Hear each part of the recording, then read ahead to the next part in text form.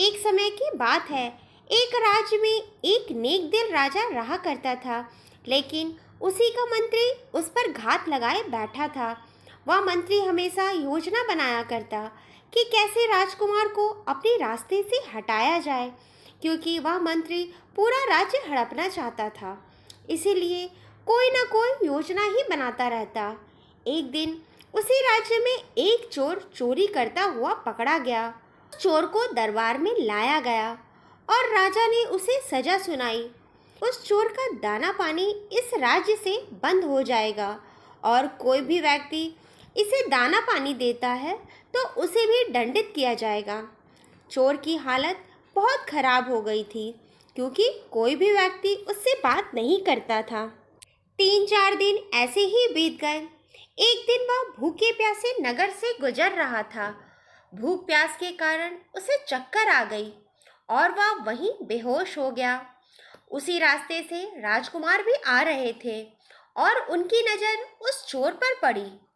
राजकुमार उस चोर के पास गए और उसे जगाने की कोशिश की, पर वह तो बेहोश था, इसीलिए वह नहीं उठा। फिर राजकुमार ने पास ही के कुएं से पानी लाकर चोर को पिलाया। जब चोर को होश आया तो उसने राजकुमार को देखा और बोला, राजकुमार, आप मुझसे दूर हो जाइए, वरना राजा आपको भी कोई सजा सुना देंगे, क्योंकि राजा ने मेरा दाना पानी बंद कर दिया है और अगर कोई भी व्यक्ति मुझसे बात करता है तो उसे भी दंडित करेंगे। तब राजकुमार बोले कि मैं ऐसे किसी दंड को नहीं मानता। चलो बाबा, मैं आपको घर छोड़ देता हूँ। फिर राजकुमार उस चोर को अपने घोड़े में बैठाकर उसके घर छोड़ दिया।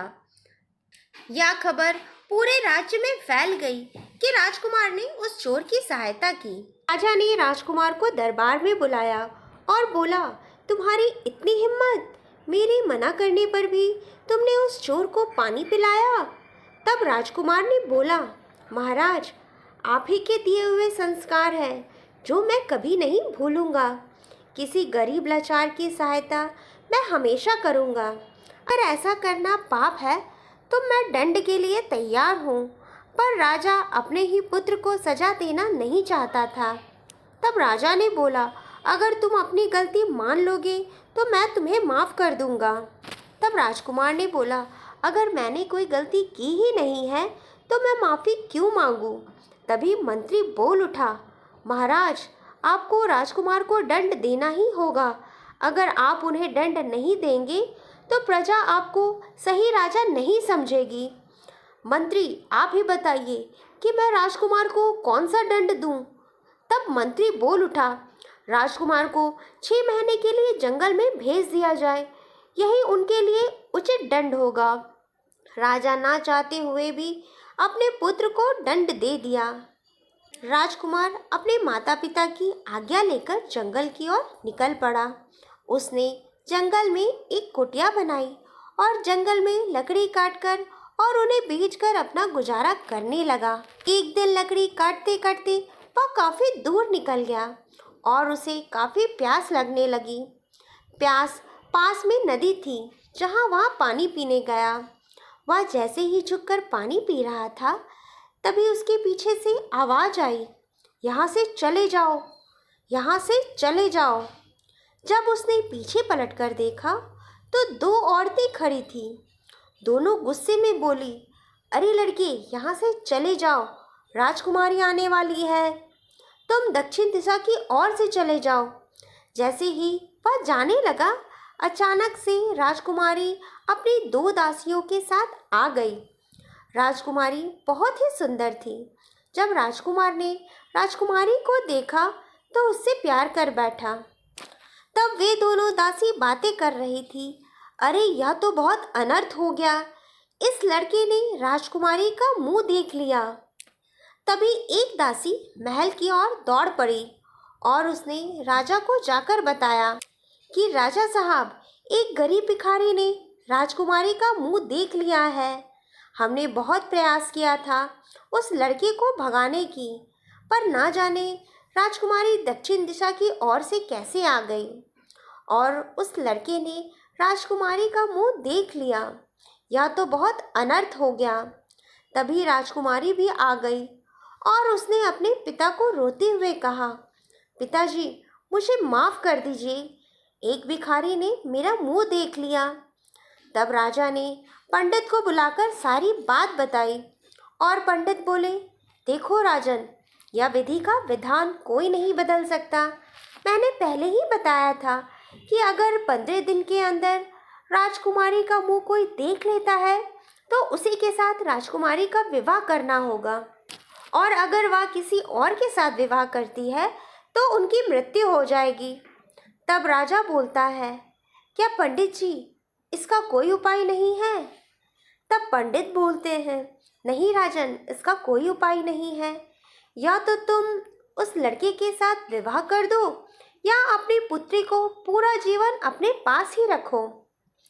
तभी दासी राजकुमारी से बोलती है, राजकुमारी, पूरे जीवन कुंवारी रहने से अच्छा है कि आप उस भिखारी के साथ शादी कर ले। पर मैंने पता किया है, वह कोई भिखारी नहीं है, बल्कि वह एक लकड़हारा है। तब राजा ने कहा, हम उस लकड़हारे से अपनी पुत्री का विवाह करेंगे और उसे अपने महल में ही रख लेंगे। दूसरे दिन राजा ने उस लकड़हारे को अपने महल में बुलाया और बोला, देखो लकड़हारे, तुम्हें मेरी पुत्री के साथ विवाह करना होगा। तब लकड़हारा बोला, अगर मैं आपकी पुत्री के साथ विवाह नहीं करूँगा तो क्या आप मुझे जाने देंगे? तब राजा ने बोला, तब मैं ज़बरदस्ती उसके साथ तुम्हारा विवाह कर दूँगा। तब राजकुमार बोला, ठीक है राजन, मैं आपकी पुत्री के साथ विवाह करने के लिए तैयार हूँ, पर मेरी एक शर्त है, मैं इस महल में नहीं रह सकता। आपकी पुत्री को मेरे साथ उस वन में ही रहना होगा। राजा विवश हो गया और अपनी पुत्री का विवाह लकड़हारे के साथ करा दिया। उधर महल का जो मंत्री था वह अपने गुप्तचरों के साथ कुछ योजना बना रहा था कि राजकुमार के 6 महीने समाप्त होने वाले हैं, तो उसे आज जंगल में ही ख़त्म करना होगा। तुम लोग आज ही जाओ और उसकी झोपड़ी में आग लगा दो। राजकुमार उस झोपड़ी में ही जल जाएंगे और वापस कभी नहीं आ पाएंगे।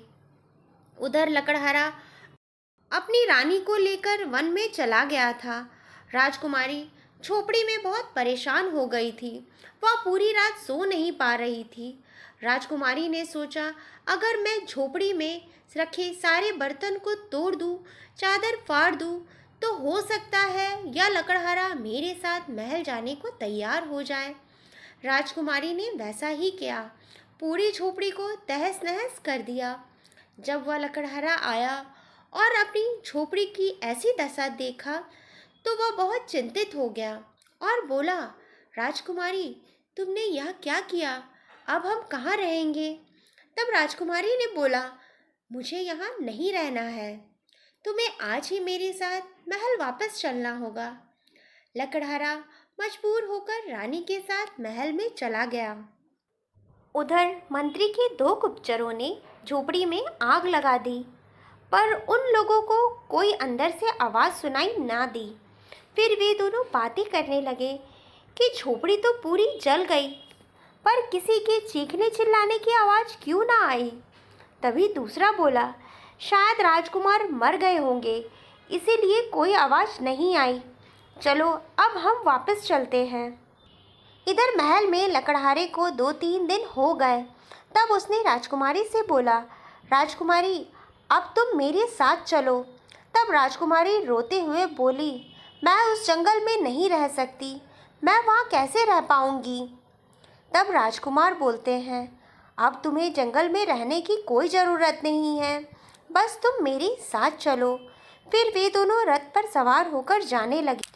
चलते चलते वे लोग राज्य पार कर चुके थे। तब राजकुमारी बोली, हमने तो राज्य पार कर लिया, अब तुम मुझे कहाँ ले जा रहे हो?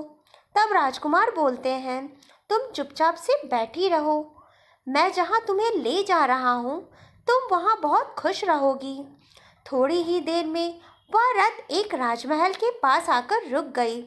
तब सैनिकों ने राजकुमार को देखा और जोर जोर से बोलने लगे कि राजकुमार वापस आ गए। राजकुमार महल वापस लौट आए। तब राजा और रानी दरवाजे पर आए और आकर अपने बेटे को गले लगाया। तभी उन दोनों की नज़र राजकुमारी पर पड़ी और रानी बोली, बेटा यह कौन है? तब राजकुमार ने सारी बात बताई। फिर राजकुमारी का भव्य स्वागत किया गया। कुछ दिनों बाद राजकुमारी के पिता वहां आए और उसने राजा से कहा, आपके मंत्री ने 2 गुप्तचरों को राजकुमार को मारने के लिए भेजा था। तभी राजा ने मंत्री को बुलवाया और राजा को सारी बात पता चल गई। फिर राजा ने उन दोनों गुप्तचरों को कारागार में डाल दिया। अब राजकुमार और राजकुमारी बहुत खुशी खुशी साथ रहने लगे।